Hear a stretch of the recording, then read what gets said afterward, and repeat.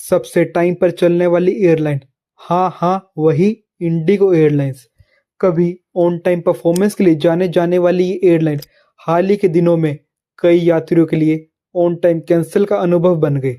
Flight से पहले safety instructions मिलती है, लेकिन लगता है अब पेशेंस इंस्ट्रक्शंस भी जरूरी हो गई है, क्योंकि कई यात्रियों के लिए ये सिर्फ सफ़र नहीं बल्कि एयरपोर्ट पर बैठकर प्रॉपर करेक्टर डेवलपमेंट का कोर्स बन गया।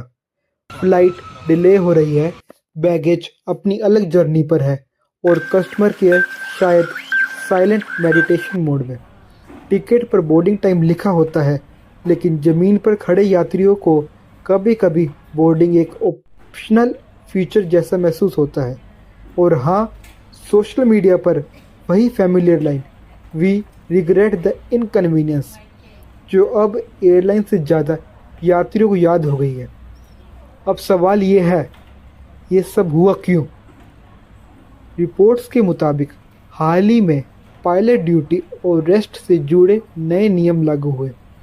सरकार ने कहा पायलटों को आराम दीजिए, और यात्रियों को लगा कि शायद आराम अब एयरपोर्ट पर ही मिलेगा। पायलट अवेलेबिलिटी कम हुई, प्लानिंग पर प्रेशर बढ़ा, और ऊपर से कोहरा और छुट्टियों की भीड़, मतलब एक परफेक्ट एविएशन क्योस कॉम्बो। जब हालात ज़्यादा बिगड़े तो रेगुलेटर की एंट्री हुई। डीजीसीए ने कैपेसिटी और ऑपरेशंस को लेकर सख्ती दिखाई।